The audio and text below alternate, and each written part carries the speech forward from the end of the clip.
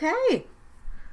All right, well, welcome everyone. This is the Whatnauts Review Show. This is episode 15. Our show is a little book club show. Every week we pick a movie, a TV show, an audio drama, a manga, an anime, a comic series, all sorts of things. We watch it, we read it, we listen to it, however it needs to be consumed, we consume it, and we come back and we talk about it. We talk to each other, and we can talk to you, and you can talk to us. I am your co-host, Melissa Wilkinson, and I am here with Kyle Springer. What up, what up? How's it going? Hi, Kyle. I'm good. How has your week been? My week has been good. I had a very good day yesterday. However, I am very hungover this morning, so I thankfully got enough sleep where it's not bad, but I have a little bit of a headache and things are very bright, so they are not in favorable conditions at the moment. Oh, this should be an interesting episode then. For sure. Yeah. How are you, though? I'm pretty good. I'm good. I've got another podcast to record later today. I suddenly had an RPG thrown at me. Okay. So when this is done, I'm just going to go read up on the new rules system we're going to be playing around with and just have like a chill afternoon of reading, and then it's game time. There you go. Yeah, Sounds like some good stuff going on this weekend. Yeah. So this week we are talking about American Gods, the Starz TV show from last year, 2017, based on the Neil Gaiman novel. This was interesting. Yes. This was a lot more than I expected this to be, and I'm very excited to talk to you about it. And then, audience, if you are joining us on the live stream, you can talk with us too. We are on Twitch. That's twitch.tv/the Whatnauts. And also, Kyle, you set up something cool on our website where you can just go to a page on the website and it's embedded right there. Yeah, if you guys would rather go to our website and watch us live, you can do that as well at thewhatnauts.com/live streams. And it just has our little Twitch stream embedded in there, and it has our schedule, and you can chat with us there too. So come on down, join the fun. Yeah. What are your thoughts about this thing? Come and tell us. Come be a part of the conversation with us. All right. Kyle, what did you, just a little bit briefly here at the top, what did you think about the topic for this week? Well, I didn't know what to expect. I had been wanting to read this book for a while. Haven't really read much of Neil Gaiman's work. I've read most, I think like 95% of Sandman, the comic, and then I've read the books of magic, which, if you haven't read that, is basically Harry Potter before Harry Potter was a thing. It's about this young... Is this a novel or another graphic novel? It's a comic book. And yeah, it's about this kid who's like 12 years old. He finds out that he has potential to be the strongest wizard ever. And he has short brown hair, and his parents don't like him. And he has a pet owl. And he... like, it is basically Harry Potter before Harry Potter. But yeah, so I don't know much about like Neil Gaiman's writing style. When I think of him, I think more like fantasy stuff. Yeah. And yeah, so I've been holding off watching this show because I wanted to read the book first, because that's what I like. I like to go back and read the original. Yeah. So I didn't really know what to expect. I liked it. I liked it a lot. I think it was a weird mix of things. There's plenty that I liked, and there's plenty that I thought was not very good. It was just like, that was a weird decision. or it's like they can make things look like this good, but then their budget obviously didn't have enough for this. Like I don't who. So yeah, I ended up liking it. I watched it all on 4th of July. I ended up binging it all that day. That's perfect. Yeah. the whole concept of what is America and what are the gods that you worship and all of that stuff worked out well for 4th of July. That's why I pitched it for this week. I had to spread it out throughout the week. I just watched the last episode like an hour ago, trying to fit it in because I had a busy week. Okay. I did like it, and I realized I did not think about this when I was pitching this thing, but like in the first 10 minutes that I sat down to watch this, I'm like, oh yeah, I don't really watch a lot of premium cable series. Like, I think I saw season 1 of Game of Thrones and like the pilot of True Blood. Like, oh, I forget. This is very adult all the time, isn't it? Yeah, very, very adult. And when I think of Neil Gaiman, I think of like Coraline. I'm like, oh, okay. Oh, this is an adjustment I'll have to make. Yeah, lots of full frontal male nudity in this. Lots of titties as well. Lots of all kinds. Yeah. Yeah. Which I didn't mind. I'm just like, oh, I didn't think about this at all before I pitched this. I kind of expect that from like HBO and stuff like that, but I don't think I've seen anything from Starz. And when I think of the channel Starz, I usually think like that's a channel you can watch movies on before they actually come to cable. It's like, oh, you can see, the latest Marvel film before it actually hits whatever TV show. Yeah, I mean, like, I liked it. I think it was a bit of a shock because Game of Thrones, the production value is so good that, like, it's like what I would see in a theater, hence their name, the home box office, right? Yes. But Starz, like, it has good production value for most of its stuff, but a lot of its CGI to me was really strange. I don't know. We'll get into it in just a bit.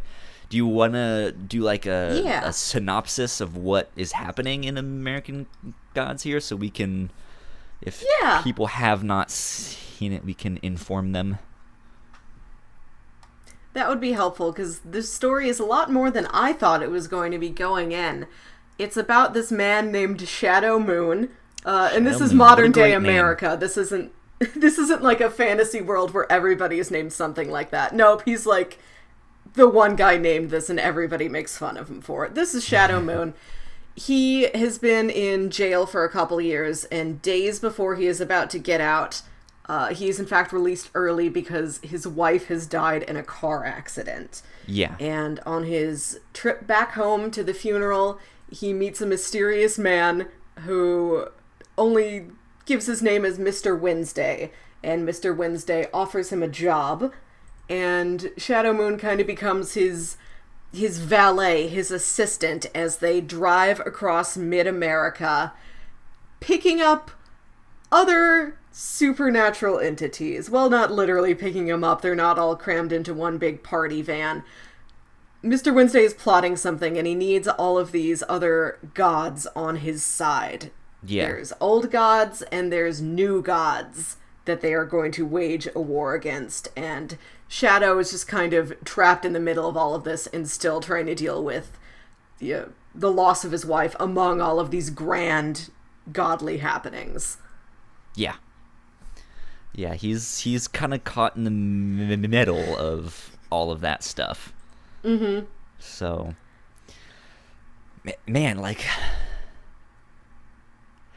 how how awkward would that be? Like, that's what I kind of see this as he just wants to, like, get out of jail, go home, find a job. You know, he's an ex-con, so it's gonna be a little difficult, I'm sure. And then he just gets swept up in this, like, old god, new god dispute. Yeah. And he's just like, what is who? You know? Like, I feel like that's a good descriptor. Like, no words, just, huh? Who? Huh? What? Yeah. What is this? It's a lot to process for both Shadow and for the audience. So if you want to go check this out, go find it. I rented it from my local video store. If you have such a privilege, I recommend doing that. Came with some neat featurettes. Or you can watch it on Stars. You can find it on Amazon Prime, I think. Go check it out. And then after you've watched it, you can come back here and finish listening to our conversation if you want to remain spoiler-free. Hell yeah. There we go. All right. So now that we are in, which god was? Now that we are in, let's talk about some stuff. So I already mentioned the CGI. I think that was the first thing that stood out to me. I guess the first, like, CGI anything we saw was, like, the opening credits, just their title sequence, which is really cool. It seems like this weird kind of abstract, like, god symbols and, you know, just stuff that is related to them. However, when they kind of zoom out and actually show the title, it's like a modern day totem pole. Which was neat. I thought that was neat. But it's all in CGI. And and like I felt that looked really good, because when that started, it was a lot darker and just creepier. Like, it had this like overarching, like, something is looming and something is coming to get you, you know. It's just neon and lusty and lurid, the whole opening. Yeah.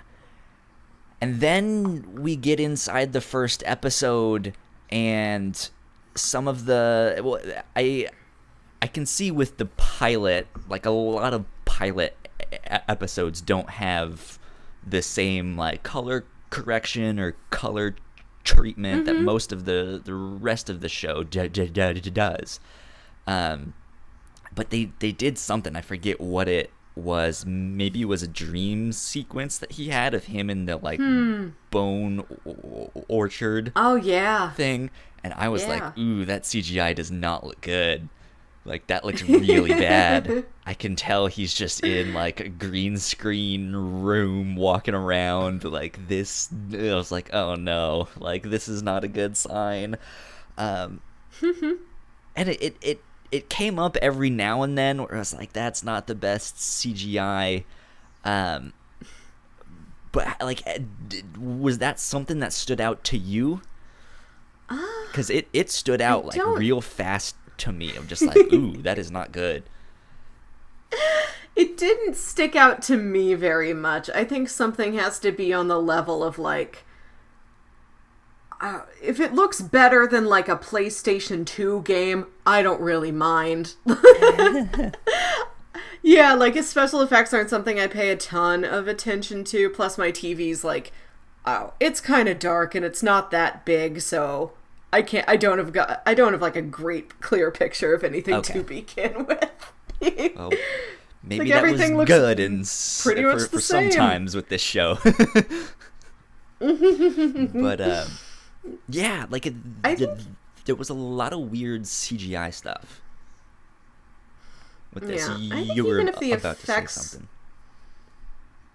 No, I was going to say, I think even if the effects weren't of the highest quality, I like the visual style of the entire show. Well, it's produced by Brian Fuller, who did, like, Okay, Pushing yeah. Daisies and Hannibal and all these other, like, really visually dazzling shows. Like, I knew, of course, we were in for something cool. But I like how many different kind of visual things we had to play with in this series. Yeah. Yeah, I think overall, visually, it was fantastic.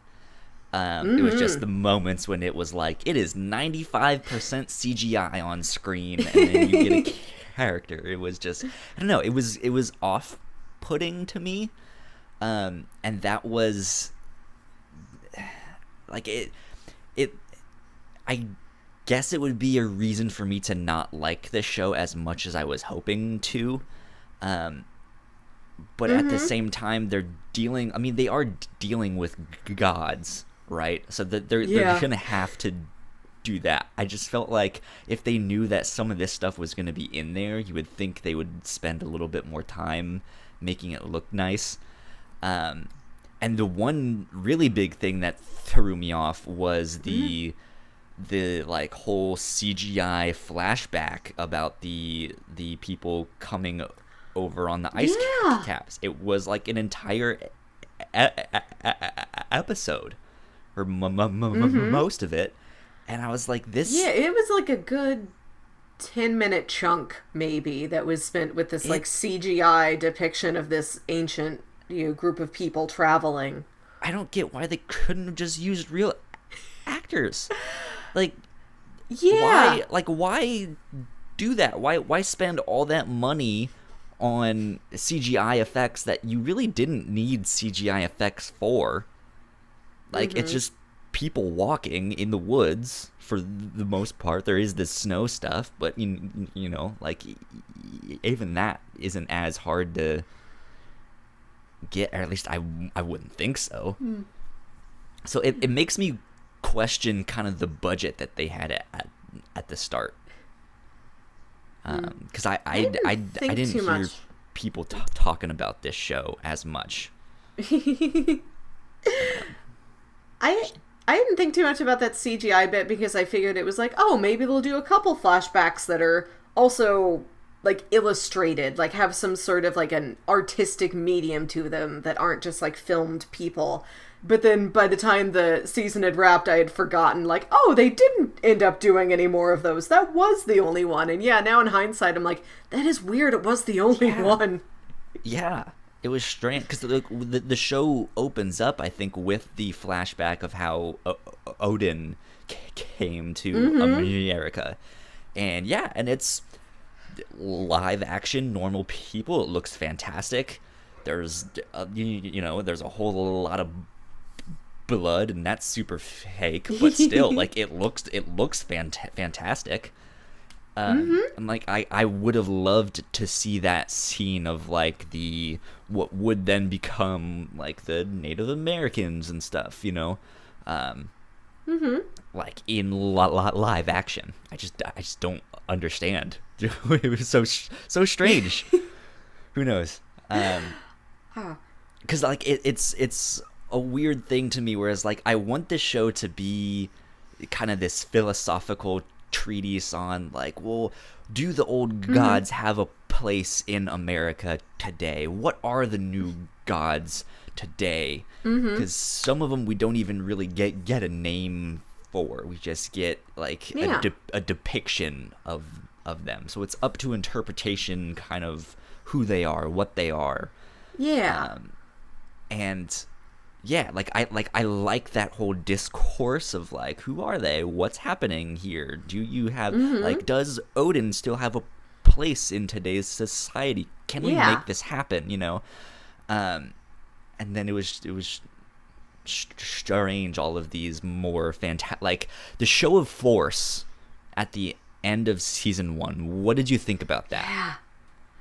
I liked that. I had been waiting for something to get big and grand and to have some, like, real stakes to it, because, like, I can presume, oh, of course, all these gods are playing around with each other. Of course things are going to happen on a huge scale. Of course, like, people are in danger, but it took so long for us to really see it. I was waiting for that. Like, okay, what is how, like, of course, the fate of the average person would be wrapped up in a game of gods, but exactly how, like, what is the physical depiction of that? What is the concrete consequence of what's happening here? Okay, giant drought, famine, a plague of plants, Easter has taken spring away from you, and you have to pray to her to get it back. You have to pray to her to get, like, food again. Right. Which is super old-fashioned and... yeah, like a great conflict I'm excited to see in season 2, but I would have liked to have seen... like, that is such a good climax, but I would have liked to have seen more concrete stakes for America in general introduced a little earlier. Okay. Because I liked that show of Power 2. I think that was one of the CGI things that actually looked really good. Which, I mean, rightfully so. It's kind of the climax of season 1. Where they're just like, hey, we're still here. Like, the old gods still have a lot of power, you know? But, like, that scene, despite it being kind of this fantastical show of power, it's a different type of fantasy to me than, like, oh, they're at an Easter party with 50 types of Jesuses, and it's all these different... yes. You have, like, black Jesus, white Jesus, you know, African Jesus. You like, it's just, this is so funny. It's like that's more like whimsical to me, and it had this like odd mix of, yeah, like, hey, we're gonna have this serious kind of philosophical discourse mixed with this like human drama of like do you, like, what is there to believe in the universe? Like, should you even actually believe in these gods?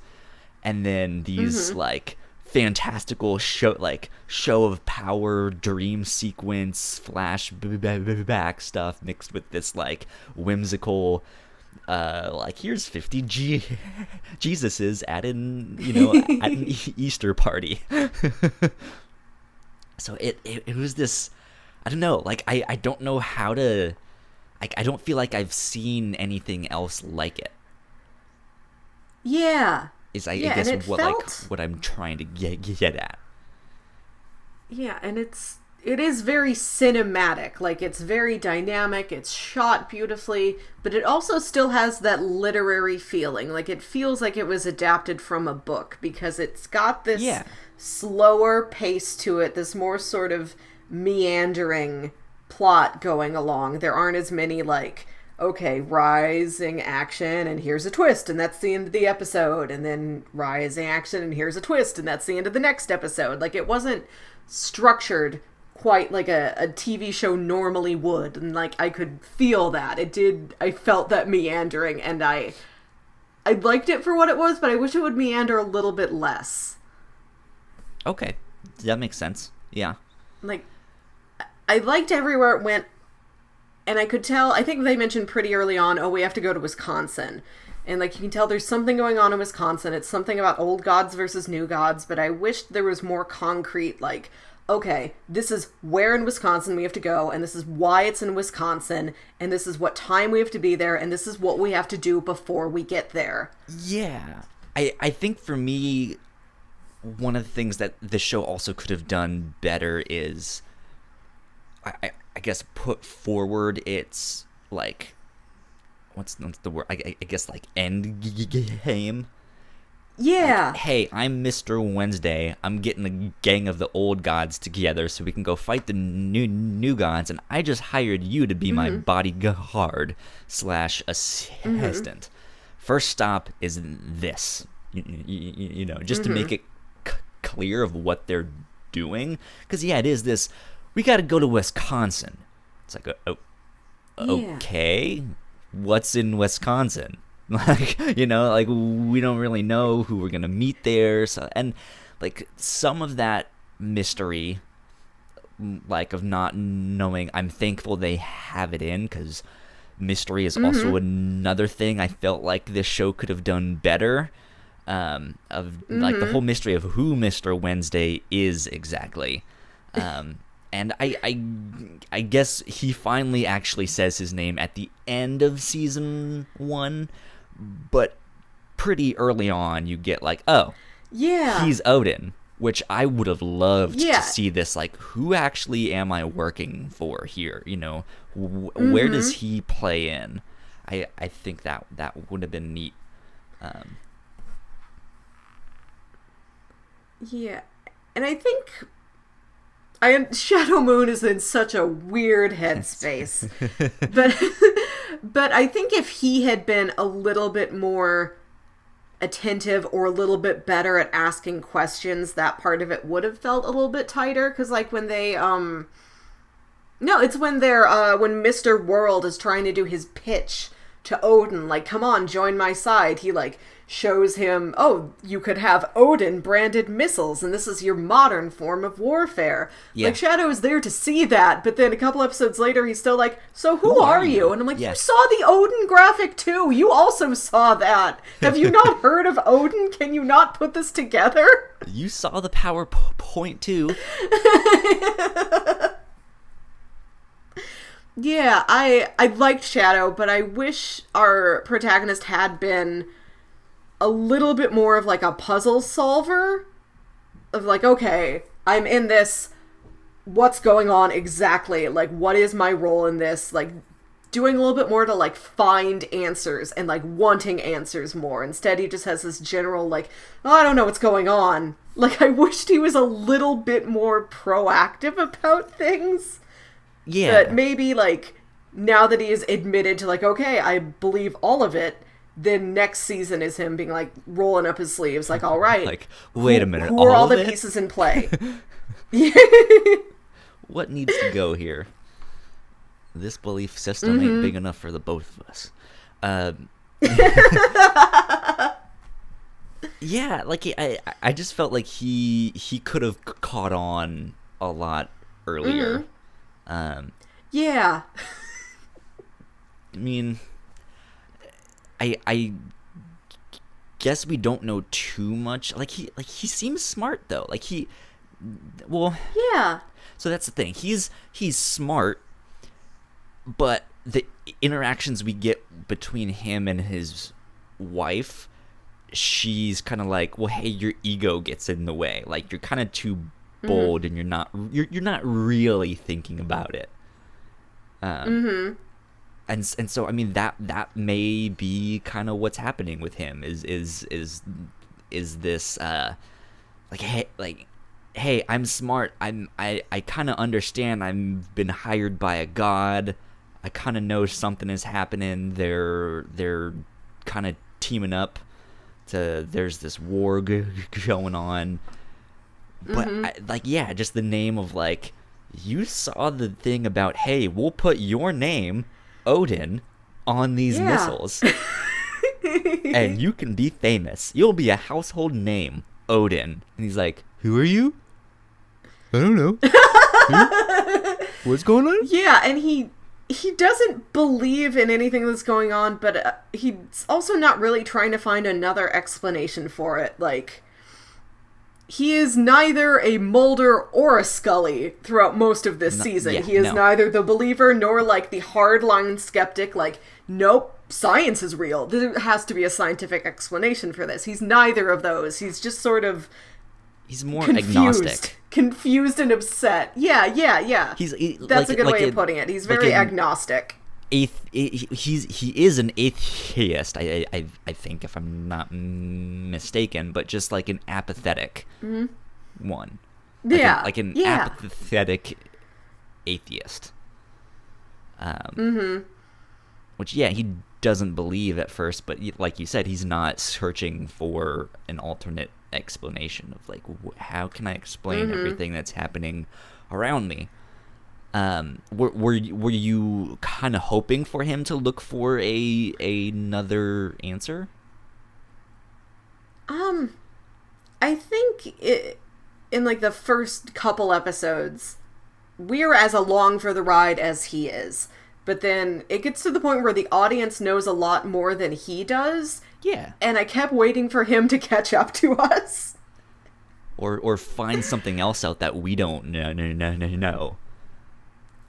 Yeah. Something like that. Because again, to get back to the mystery thing, like not knowing who Mr. Wednesday is, I think that would have been fantastic to not actually reveal that, because he mentions things about travelers and stuff, and stuff like that, and he's like, well, this is my day. And I know that we get like the names of our days based off some of the Roman gods. So I was like, okay. Thursday for Thor and Friday for Frigga, like, I think. It's like Roman and Norse mixed in there. Yeah, because then I happened to look it up, because I know, I was like, well, I can just look this up. Like, who, like, what god is Wednesday named after? And yeah, it was this mix of Odin and I think like Hermes or someone. Oh.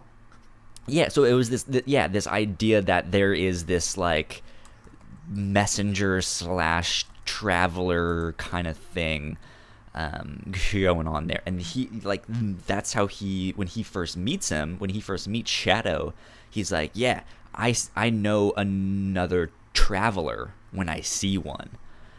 And so it's like to get those hints of like who they are and stuff like that, I love that. And I wish they had more of that, and him just being like, okay, wait, who are you? Like if he could be me, just like trying to figure it out, I think that would have been fantastic. So speaking of doing a little bit of extra research, are you familiar with the place in Wisconsin they're supposed to be going? The House on the Rock. Do you know what that is? No. Okay, because I know what this is, and I'm very excited to tell you about it. House on the Rock is a museum and attraction and architectural wonder. It is a house built on a rock and there's all this lore about it, like... Are you familiar with the Winchester Mystery House? Yes. Yeah. Okay. So you know how, like, there's all those stories about, like, oh yes, Sarah Winchester was haunted by all the ghosts of people that had been killed with Winchester rifles, and she kept building the house that the ghosts would confused and not find her. Like, that's probably not really real, but that's a fun story to get attached to just this weird building. House on the Rock is kind of like that. There's this story behind it that, like, this guy's father was an architect, and he showed these brilliant, daring plans to Frank Lloyd Wright, and Frank Lloyd Wright is like, there's no way in the world you were ever going to build a house like that. And the guy, like, he went and he built the house, the impossible house they say couldn't be built. And it's, like, yeah, just perched up, like, in these mountains in Wisconsin. It's chock full of stuff. And it is, which is why I think it's such a neat place to pull into this story. Huh. It's full of a lot of malarkey. A lot of humbug. It's like, look, it's an entire self-playing band. Go into this room. You see all of those instruments? They can all play by themselves. Like, no, those are just motorized to move on their own, and the music is piped in. Like, it's all smoke and mirrors and trickery. But and like, you kind of know, like, okay, there's no way this is real, but this is so fun to go and just invest yourself in the story and play along. And just to have that, like, this is a place of new gods. It's like, we took all these different things we like, and we put them together, and we are going to make people believe in them. Yeah. Like, people didn't believe in this until it was already here. And then also, this might be something you're familiar with. It has the Infinite Room. The Infinite Room is this one part... Is that the, like, high-tech looking thing when we first meet the, like, fuck boy new god thing? Technical boy? Yeah. No, it's, but now that you say that, I didn't think about, like, yeah, like, his limo is a lot like this Infinite Room. I'm sending you an image, hopefully that link goes through. Okay. It's just a part of this House on the Rock mansion that is built out. It's like a platform. It's like a room that overhangs out over like the mountains, over the valleys. Okay. And it gets smaller and smaller as it goes along so that it looks like it goes on forever. But it just goes on to like 40 feet or something. Are you looking at this picture? Yeah, I'm looking at it right now. That's yeah, weird. and then like and then here is what the thing actually physically looks like from the outside of it, where you don't have the optical illusion. It's all an optical illusion. It doesn't go on forever. Of course, you know it can't go on forever. You probably saw the outside of the thing as you were driving up to the building. Okay. But it's fun to go in there and believe in the fantasy. Sure. Yeah. That makes sense. So this is the house that they're trying to get to, or like where in Wisconsin they're trying to get to? This is all House on the Rock. Okay. See, that went way over my head. I had no idea this is even where they were hoping to go.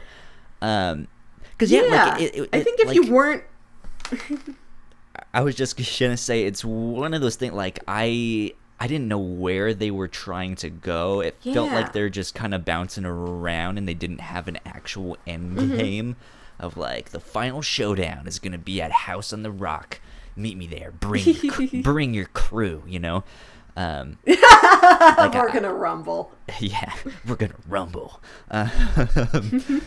No, it was just like, we're gonna go to Kentucky, we're gonna go to Wisconsin because Chernobog is there, or whoever, you know, and we're gonna see if he can make me a sword, and we're gonna see if this can happen. And it's like, okay, it's just kind of set up for stuff. And yeah, like if that's the case, it gives the season 1 climax, as cool as that was to see that big show of power. Mm-hmm. It's kind of a false climax. It's like, you're just snapping your fingers and be like, we'll be back next week. Just you wait till I go get my friends, you know. So it's just like, okay, so this isn't okay, well, here we go. You know, like, I'm almost wondering if the show would have been better or worse if they took it even slower than they did. Like, you know how The Walking Dead will get to like a new location or something, and there'll be a bad guy like the governor, and he will be the main bad guy. I've never seen a second of The Walking Dead. You haven't seen a second of The Walking Dead. Okay. I've seen the bad lip to those of you listening out there, I know you guys have seen that. Can you explain this to me in Lost terms that I will understand? In terms of Lost. Speaking of which, that was Daniel Faraday as that Jesus in the pool house. I recognized him. I was like, I was very excited to see him. Perfect. I love you, Daniel Faraday. But no, so like, with the idea for The Walking Dead is every so often their like group of survivors will run into another group of survivors that have hunkered down at some kind of location or town. Okay, yeah. And it's usually the person in charge of this new group of people that they meet is a bad guy, or in the show is the antagonist, right? But he's the one in charge of this new settlement, and things have to go his way, or you know, you can't join my settlement and stuff like that. And it's like, wait, but if you think I'm the bad guy, Rick, what about you? You know, and so like the whole scene of them going to this town that's basically all right-wing conservatives that worship their guns. Like, I feel like a whole thing of them like getting to that town, like being stationed at that town, figuring out what they need to do to get this one guy to make a sword, to have him, like, that would have been, I don't think you could have done an entire season on that, but just like have that be 3 or 4 episodes, right? Of like they get there, they get introduced to the characters. Like, hey, we want you to build this sword. No, I'm not gonna do it. Fuck you, Odin. And then he's like, all right, fine, I guess I'll do it if you go do this one thing. And so they have to go out and scavenge and get this one thing and come back. You know, like I feel like I kind of would have liked it more and would have liked. Like I feel like I would have gotten introduced to the characters a little bit more that way, and it would have built up this kind of slow burn of, okay, now that we have this sword, let's move on to Chernobog, and we have to go, you know, the second half of season 2 is Chernobog, and it's this weird kind of Russian house. You don't know if all the rooms are as big as you think they are, and there's all this weird like constellation reading your coffee little rounds and stuff like I don't know, like someone else I'm sure can make a much better plot out of that. But I feel like we went from like episode 6 is Chernobog, and episode 7 is we're getting this sword, then episode 8 is like it was just one thing after another, and I felt like they crammed a lot into 8 episodes. Yeah. But I don't feel like it was paced poorly either. Yeah, I feel like where the season ends is where it is supposed to end. Like, I like the climax, but I would have liked to have adjusted the pacing between the beginning and the climax. I mean, do you wish this was a little bit longer, or do you wish it was shorter? I thought it was. For some reason, I thought this was 10 episodes. It's like and I was hanging out with a friend last night. Yeah, it's 8. And I was hanging out with a friend last night. And I'm like, oh, I'd love to spend more time with you, but I gotta fit in the rest of the show before we record tomorrow. And she looks it up and she's like, oh, you keep saying it's 10. It's actually only 8 episodes. So then I had time to watch a bonus movie with her. That was nice. But so I spent like 75% of the series thinking there were 2 more hours that there were not going to be. So you were expecting it to be longer. My sense of pacing. Yeah, I was expecting it to be longer. So like my sense of pacing was thrown off in the beginning by that. So I don't know how accurate anything I have to say about pacing is. So I guess what I'm thinking about then is oftentimes Netflix shows, one of their big complaints that I see is that they're too long. Like usually 13 episodes is too long, and there's like once you get to episode like 5, 6, and 7, they're just useless. You can cut them out, and it does absolutely nothing to the plot. I more recently I'm thinking of like Daredevil or like Jessica Jones, especially some of the Marvel stuff. There's at least 2 episodes in there that you can just completely take out and you'd be totally fine. And then when you look to like BBC shows, they're like, we're going to give you a new season of Luther and it's going to be 2 episodes. And it's like they tell the story that they want to, and that's it, right? When Black Mirror was a BBC show, the first season is only 3 episodes. Season 2, I think, was maybe 4, and then once Netflix picked it up, it was like 12. We're gonna do, so like the American model is we're just gonna do a lot because that's what people like. But it's even, well, I guess time-wise it is the same, but I know back in the day, well, actually, back in the day, like, there were seasons of the X-Files. I keep talking about the X-Files because I've just seen so much Gillian Anderson.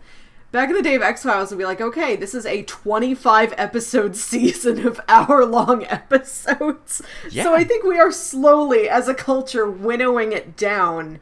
And maybe, like, 15 years from now, we will be on the BBC model. I hope so. But yeah, like I felt like you mentioned it, and I think you're totally right. Where this season ended, I feel like was a good spot for this season to end. At the same time, though, like I said, I felt like they just crammed a lot into there, and I'm wondering, like, could they have taken stuff out in favor of putting that in season 2 and just like rearranging stuff, or what that would do to the story? Like, I don't know. I kind of wish it would have had a little bit more like structure and repetition to it, like, so that we had a better sense of how long things are going to take and what needs to happen before the big thing happens. Like, okay, go to a city, meet a god, try and convince the god. The god's like, I'll think about it. Okay, we have to leave. We have to go to the next city. I wish it was a little bit more like, we do a couple of the continual, like, same steps, like, a couple times. Like, I wished it was formatted. Like, when we met Vulcan, it was more along the same pattern of when we met Chernobog. Like, there's not a lot of pattern to this.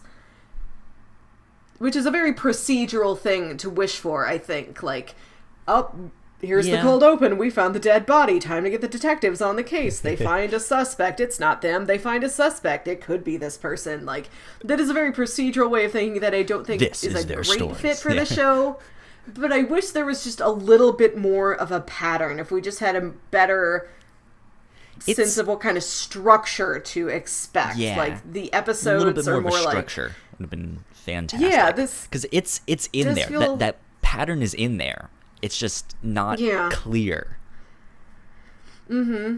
And, like, I liked the bits they had at the beginnings of, I think, every episode, pretty much, of, this is a story from America's past about a god helping people. Yeah. I liked those bits at the beginning, and I liked that continual thing. But beyond that, the episodes just sort of feel like, well, we filmed 8 hours of things, and we are cutting it at the hour marks, but it's like, I wish there was a little bit more narrative pattern to things. Have you ever seen the Netflix show Mindhunters? I have not. You have not? Nope. Okay. So it's a Netflix original show about the people in the FBI who kind of come up with the terminology serial killer. The idea of, like, hey, maybe if we've studied these people that have killed multiple times, we can kind of figure out what's wrong with them. Yeah. And so it's fascinating if you love serial killers, but they use their cold opens tremendously.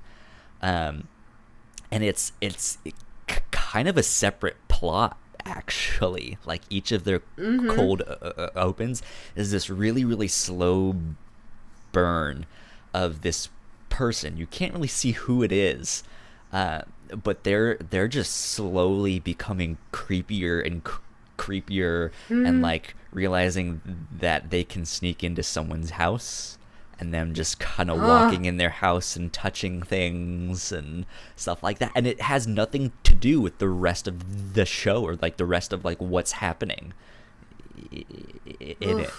Yeah, and it's like, by the end of season 1, you still don't know, and you're just like, what the hell is up with this? Like, who is this guy? It has to be some kind of, like, serial killer that we all know, because it you know, it's all based off of real people and stuff like that. And yeah, like, I kind of would have liked something like that for this, like, with all of these coming to America, you know, stories. And yeah, just, like, I would have liked to see, like, a through line, like, more about these gods and how they've kind of managed to survive since they've come to America. Not just, we see where, like, how they came here and then where they are now. Like, we miss out on that whole in between, the struggle, except the one, the, like, sex Bill goddess. Yeah. where like that we kind of see more. And we still don't know how she's gonna factor in, because she is an old god, but sex is still something that is worshipped. Yeah. Very, very much, right? Yeah. She's this pendulum in the middle. Like, she was an old god that was taken in by the new gods, but not 100%. And she's almost like this free agent, this swing factor that could, like, decide it for everybody else. Yeah. I did like that they kind of made that clear about her at the end. Like, there's old gods, there's new gods, here's somebody in between. Yeah. So let's dive into the new gods then, because I kind of want to talk about them, because they're real fascinating. I mentioned they had the whole thing that they didn't really have names.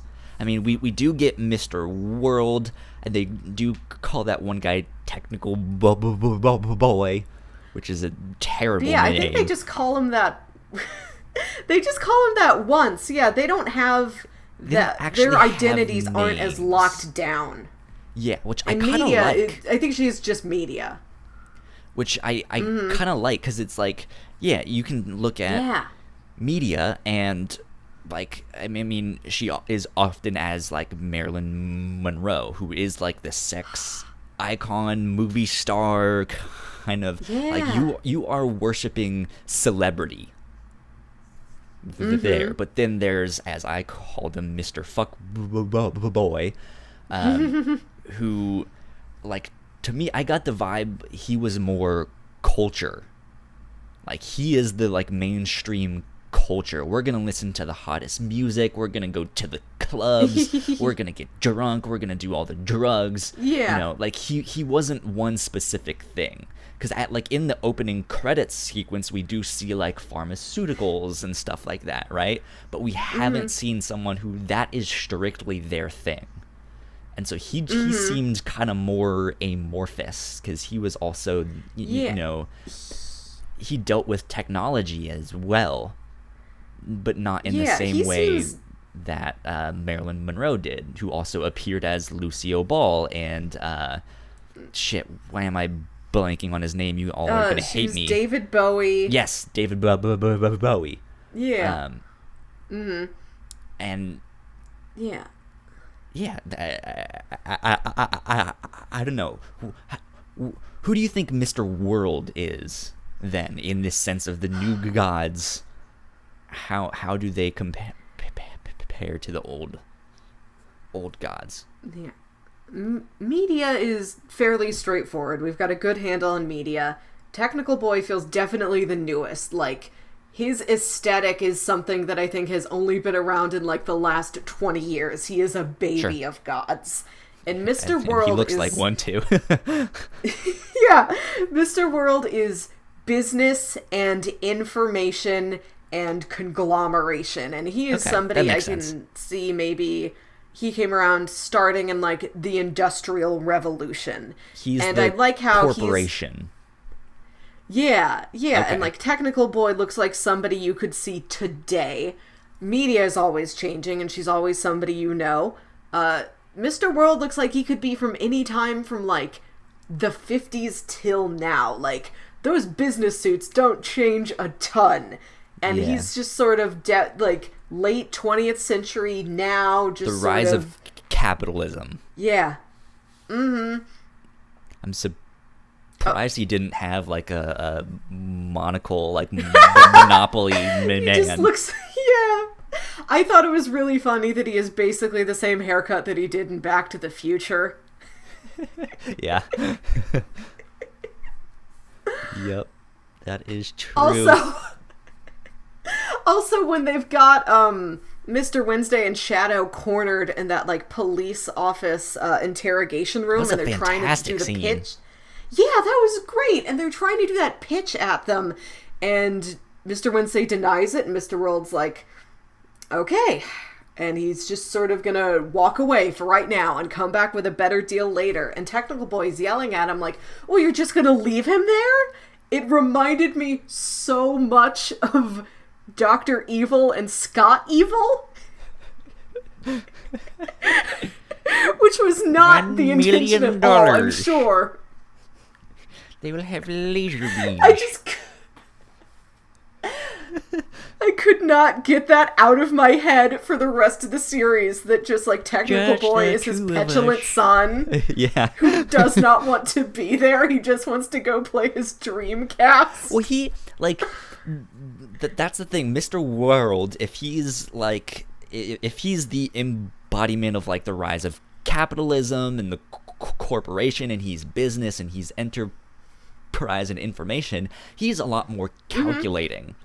He's a lot like, I know I'm gonna see you again. Like, we can still be in business down the road. You have my card, right? Whereas this young upstart, Technical Boy, he doesn't understand that. He's not a businessman. He's like, just shoot the motherfucker. He's right here. Like, we can be done with him. Like, you know, and like he doesn't really see the opportunity. He sees the, like, I want the thing now.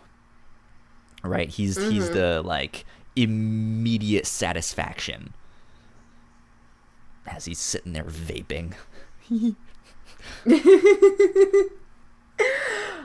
Who is on your wish list for media to appear as next season? Who do you think media should be? I mean, if I wonder, like, I'm wondering how meta they're willing to get in that. Like, I would kind of like to see media be the other actors in the show from other roles that they've taken, like other movies that they've starred in. But media is like Glinda the Good Witch from Wicked. Yeah, something like that. But like the downside with that is, though, like, we've seen the pedigree of symbols or like icons that media has been. David Bowie, Lucille O'Ball. You know, like, I'm wondering, past Marilyn Monroe,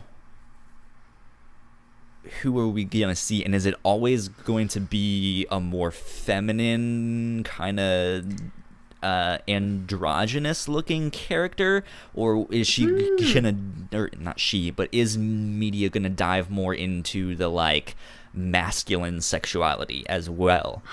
I think I heard that Gillian Anderson isn't coming back for the next season, and they're going to recast her, which thankfully this is a role that should be pretty easy for that to do, because it is somebody who's, you know, whose appearance is always changing. Yeah. Have you seen, what was the show? It was the last one that Heath Ledger did, the Mr.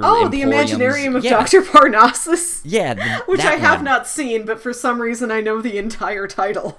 But you know, the whole conceit is that he died filming that, and so instead of, like, reshooting or recasting, they were like, hey, what if every time they enter into this, like, sacred realm, or this guy's imagination, it's a different actor playing it, so we don't need to reshoot all of the scenes. Only certain ones. And so they had, like, Johnny Depp and stuff like that. Like, I can see it being something like that, where every time we see them, like, what if there's an Elvis impersonator in season 2, or like a Clint Eastwood impersonator, or like go ahead. No, we were talking earlier about, we're not sure how much of a budget they have to put into really great special effects. I would love if one time media was an animated character. Like, media is Bart Simpson this episode. Like, not exactly, but like, or like, I could see a vision of a... I could see Jessica Rabbit. Or something like a Disney princess, or... Nobody specific, but that general aesthetic, I think, would be fun to just have an animated media one time. The thing is, again, with the pedigree we've gotten so far, I feel like it's going to be sex symbols. Like, these are the ultimate celebrity sex symbols. So I can see someone like Elvis. I can see someone like James Dean.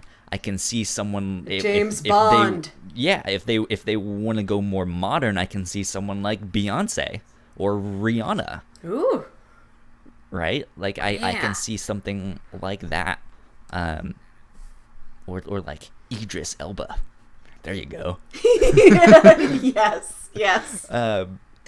But yeah, like I'm wondering how much of that like gender identity spectrum kind of thing they're gonna experiment with, because we've seen feminine and androgynous, but we haven't seen masculine yet. So who knows?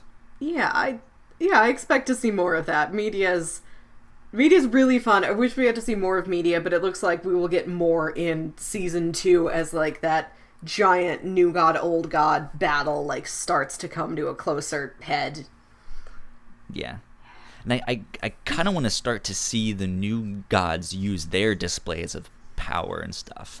We've seen them kind of use like small things to like see if they can recruit Shadow, or like Lucio O'Ball sitting there smoking and talking to you on the TVs, which is a fantastic scene. I love that scene. God, that's one of the best. It is. It's so good. But yeah, or like the whole thing of like Mr. Technical or technical fuckboy, whoever he is. Just like this idea of there is. Like I guess when we first saw him, that like machine thing that jumped on their face is not his. It's more Mr. World's, from what I understand, because he gets one on his face and he's just like, oh fuck, and that's when we see Media as David Bowie. So like, I would kind of like to see them do some more stuff. Yeah, one display of new god power I think would be really cool would be you have to fight through a horde of like screaming Beatles fangirls from like 1965. Like if that's what Media comes out there looking like Paul McCartney and summons that. Yeah. Or just turns people into that. Into an angry mob of like, somehow manipulating the minds of the people and stuff like that. So something like that would be neat, and I would like to see that in season 2. Let me ask you this: have you seen any of Preacher on AMC? I have not. I know. Have you heard of it? Just over at my. I've heard of it. Yeah, I think my dad watches it. I was just over there, and he's got a bunch of that on his DVR. It's based off of a comic book.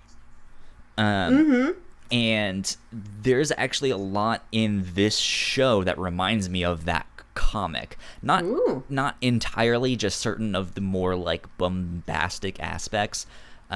Which I like, as much as you and I were like, well, the CGI is kind of weird. I wish it had a bit of like more of a structure.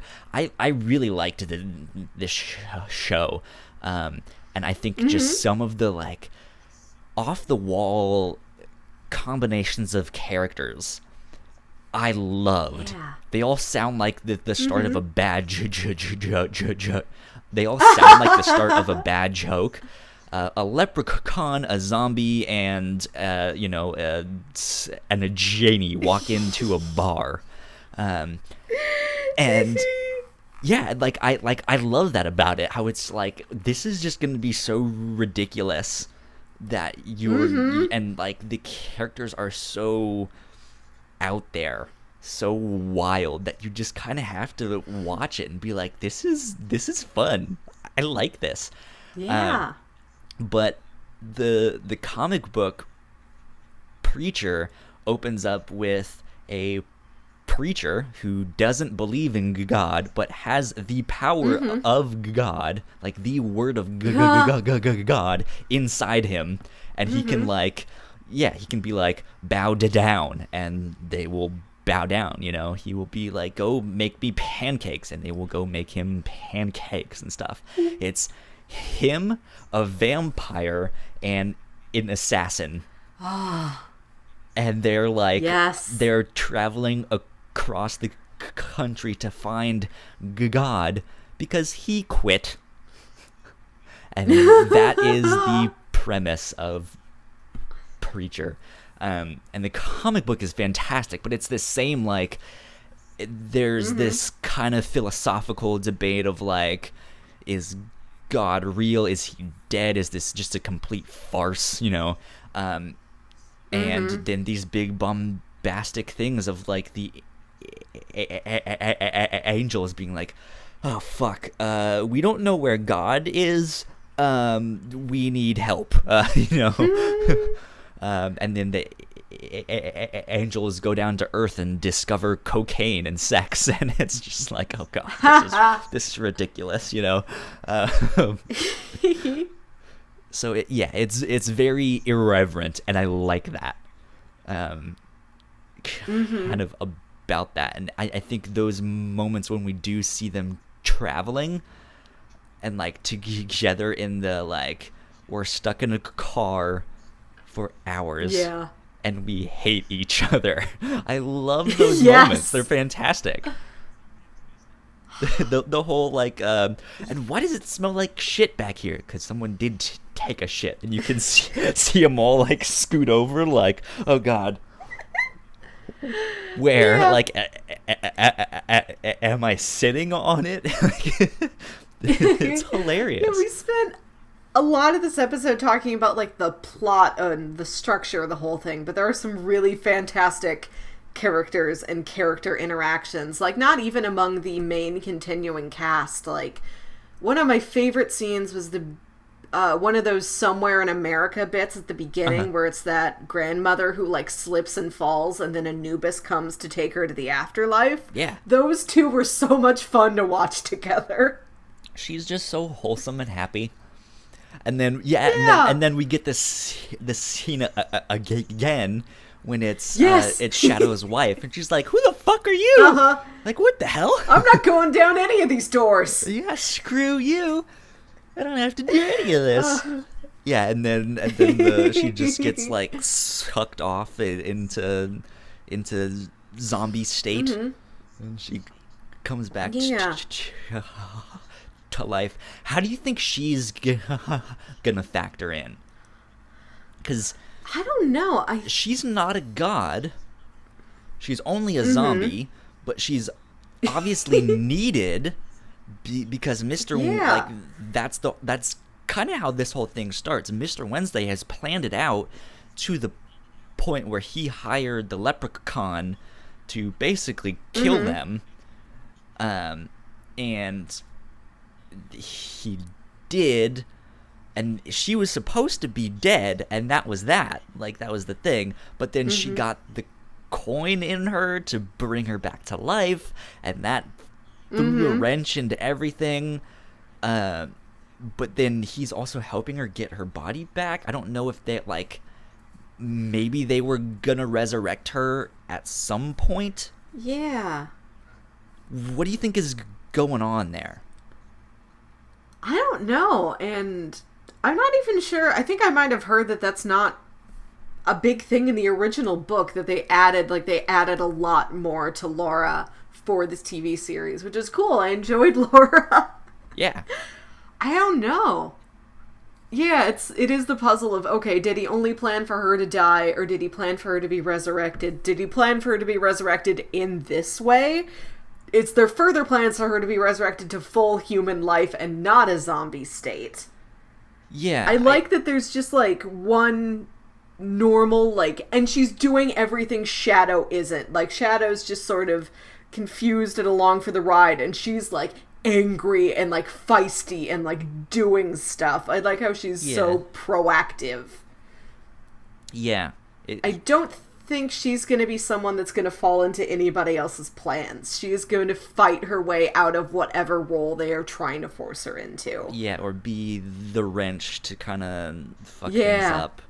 I'm wondering if it's going to come down to a choice of like, hey, are you gonna believe like Shadow? Are you going to believe these gods and maybe become one, or are you gonna like go with your wife and say fuck it all? I don't think Shadow... I thought about this during the last episode. Like, could Shadow be a god? And I'm like, no, Shadow doesn't have enough style. I mean, he doesn't, but at the same time, I feel like that's kind of what they're grooming him for. Because, like, I mean, why, like, honestly, why would Odin need a bodyguard? An assistant. He doesn't actually need a bodyguard, right? He's a god. But the idea is that, like, he needs people to believe. And if you need people to believe, you don't need to drag them across the country to do that. Right? I mean, they at one point refer to him as his disciple. So I can understand it from that aspect. Like, you're going to be one of my disciples, but even then it's like, can't you just start doing like, do what Odin would do god stuff. If people see that, they like, there's more of a chance that they will believe.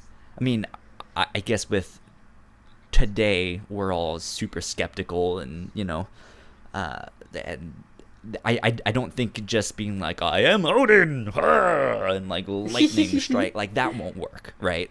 But like the continuation of that stuff, I like, he's bound to get followers, because at the same time, despite people being skeptical, we're also dumb as shit. And it's just like, I'm gonna follow the guy who's making lightning in the sky, and everything is gonna be grand. It's all gonna be swell.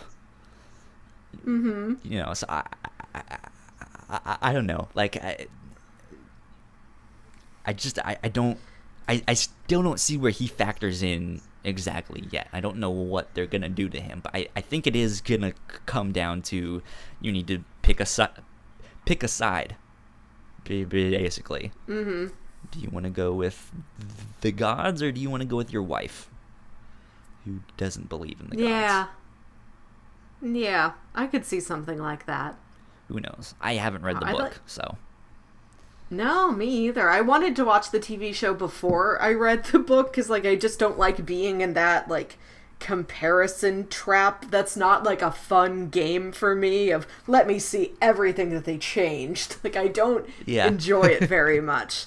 I'd rather watch the adaptation and then go back and read the source material, and I feel like that will make me less prejudiced against it, I guess. I feel like if you watch the I guess I keep saying watch. If you consume the adaptation first in whatever adaptation form it may take, and then going back to the original after that, I feel like that makes you more likely to like both of them if you end up liking them. Which is my preference, to like as many things as possible. I mean, if something is bad, something is bad. You know, you don't have to be scared to be like, I didn't really like this. But yeah, I don't know. Good stuff though. I thought this was a lot of fun. I'm really glad we watched this one, and I'm excited for whatever season 2 and however much they have in the future has to show us. I'm very excited for them to get to House on the Rock. Yeah. I'm hoping season 2 they do have a bigger budget. However, I mean, this is on Stars, and I don't know anyone who has Stars. And I've heard very, very little people talking about it, except for, like, news outlets who review that stuff, right? So I don't know. I don't know how long this will last. I also don't know how long I want it to last. I would rather it be like 2 or 3 seasons and then we're done. And that's it. That's however the story. long it takes. Yeah. So we'll see. We'll see what happens down the road. I liked it though. I'm excited to see more. Cool. All right. Are we ready with our pitches? I am almost ready. Hey, we just got a new follower on Twitch. Oh, awesome! Yeah. Thanks to Denmar, I believe is how you pronounce it. Thanks for checking us out and following. Yeah, so we just wrapped up a discussion on American Gods Season 1, but we're going to be talking about what we might talk about next week for this. It's my turn to pitch, so I have 3 very different things this time, instead of all doing, like, we're going to do all TV shows or something.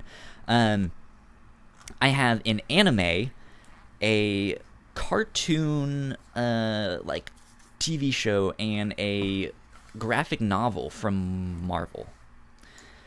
So the anime that I have is called Tatami Galaxy. Tatami Galaxy. And I think it's only like 6 episodes or so. I think they're only like half an hour. So it's really short. But this show is super fast paced. Like they talk like they're in auction the entire time, and so there's a lot to take in. You might have to like pause it and read subtitles and then go back and make sure you got it. But it's this weird story about this kid and his best friend who is in love, who will end up in the future being in love with the same girl. And the like god of love comes down to them and is like, hey, this is what's gonna happen down the road, but I'm giving you a heads up so you guys can work it out and not fight. And it ends up being this weird story of like how they ended up meeting this girl, all of this stuff, and it's wacky. It is crazy. It is ridiculous. But then it gets very meta at the end of it, and it just like what and like it's one that it's hard to explain and put into words exactly what it is. It will blow your mind. It is a mind fuck. Cool. So that's Tatami Galaxy. Where can that be found? I'm sure people can find it streaming online.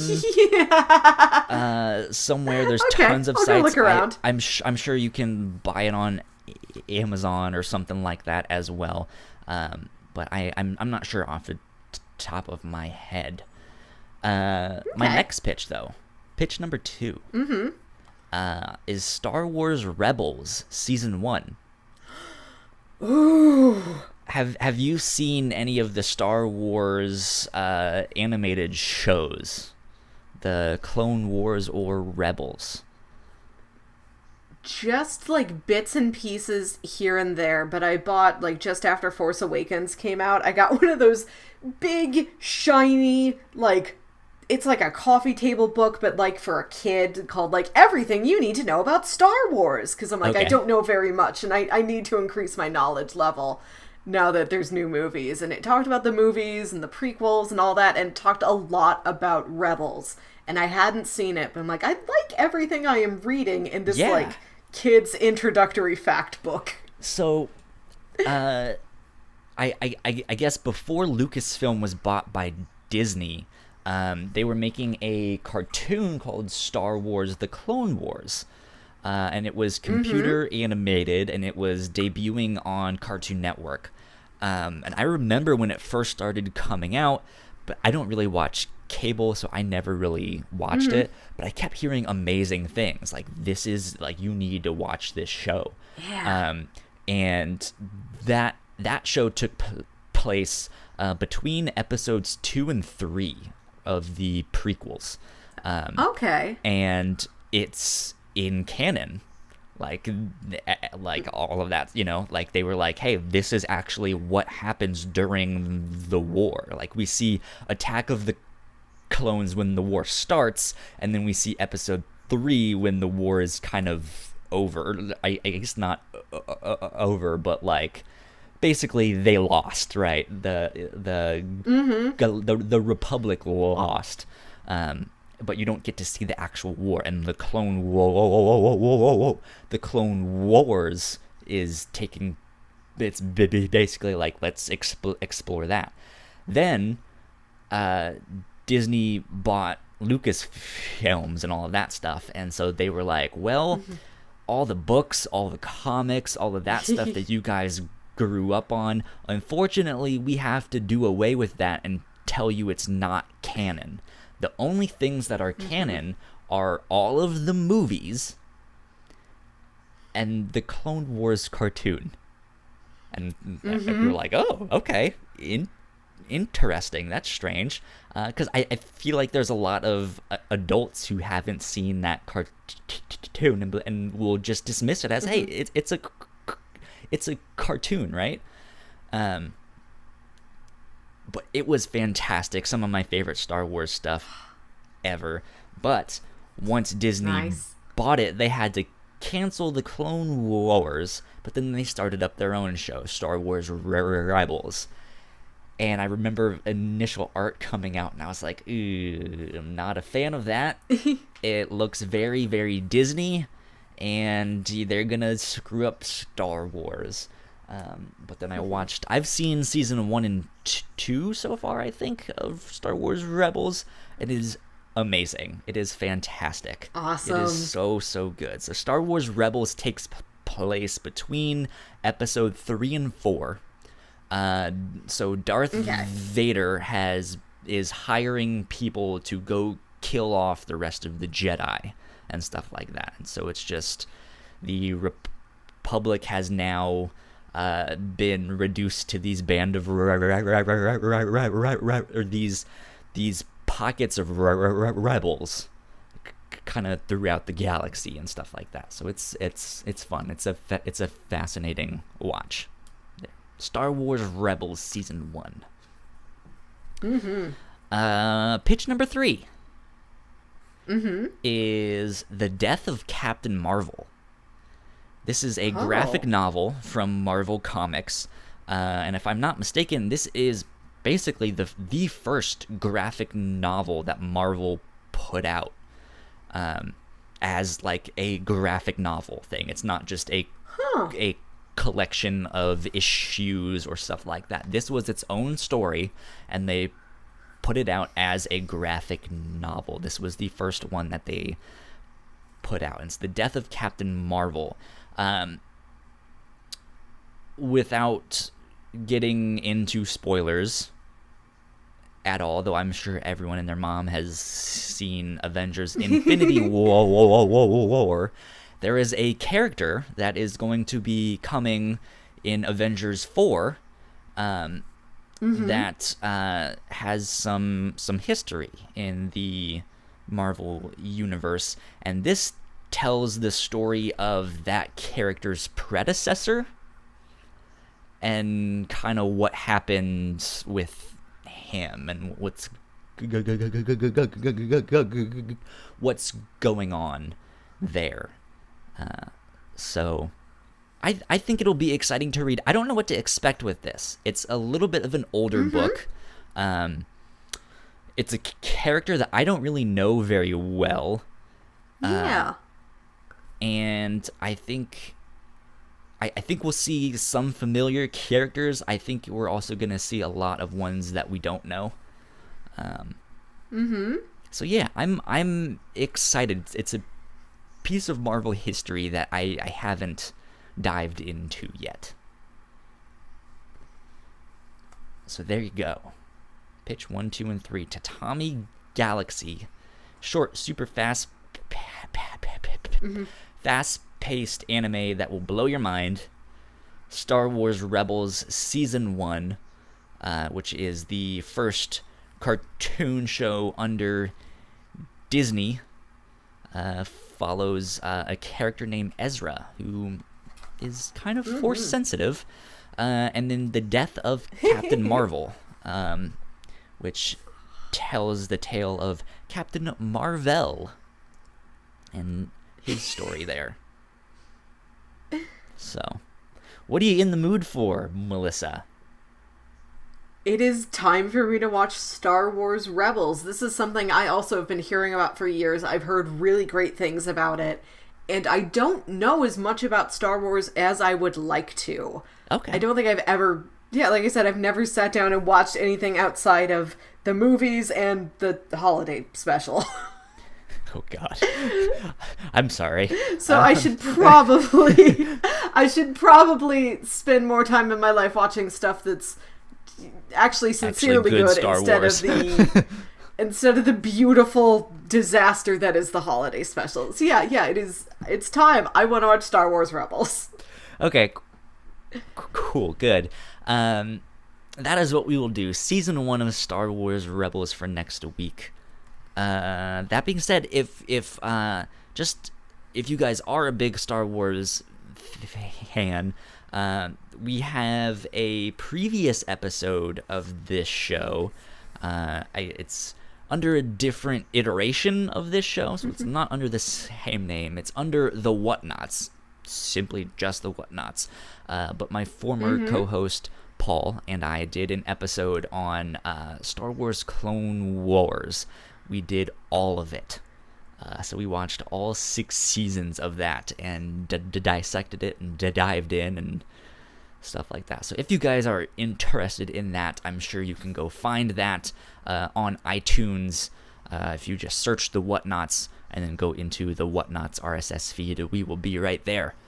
You might have to scroll back quite a bit, but it is in there.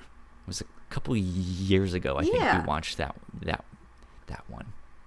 But for next week... Yeah, and also there's an episode... Go ahead.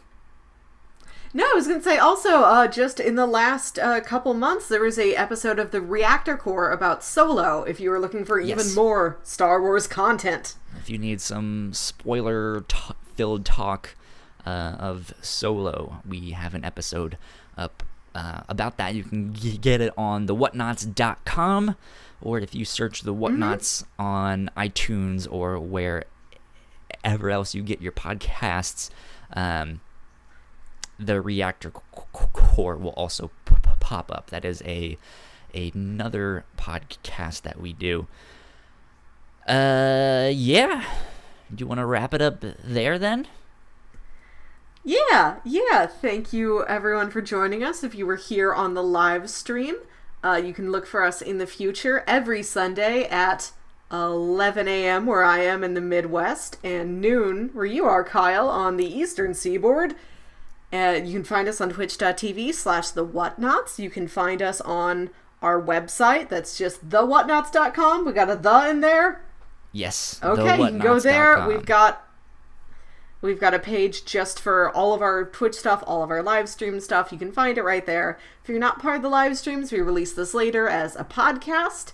And also it goes up on YouTube, and you can get it early. You can get a special little extra treat in your week. You can have an extra early episode of the review show if you donate to our Patreon for as little as $1. And that helps us out a lot. We really appreciate it if you have $1 to throw our way. Immensely. Yep. Give us all of your money. That is what we want. Your hard-earned cash.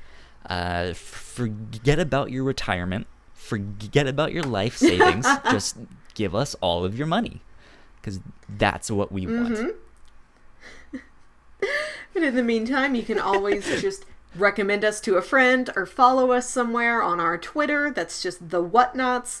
We have a Facebook page. You can follow us on Twitch. You can follow us on YouTube. All sorts of places. We are always happy to see you. Yes. All right. Kyle, where can they find you as an individual out there on the internet? As an individual, not a collective. You can find me on the internet on Twitter at Hush315. And that is pretty much it. Yeah, and you can find me on Twitter at Wilkywit, WILKYWIT. Awesome. Right, this has been the Whatnauts Review Show for this week. We had fun talking about American gods, and next week we are leaving America, we are leaving Earth, and we are going to talk about Season 1 of Star Wars Rebels. Galaxy far, far away. Mm-hmm. Sounds good. Hope you join us. Thanks for coming by. See you later. Bye.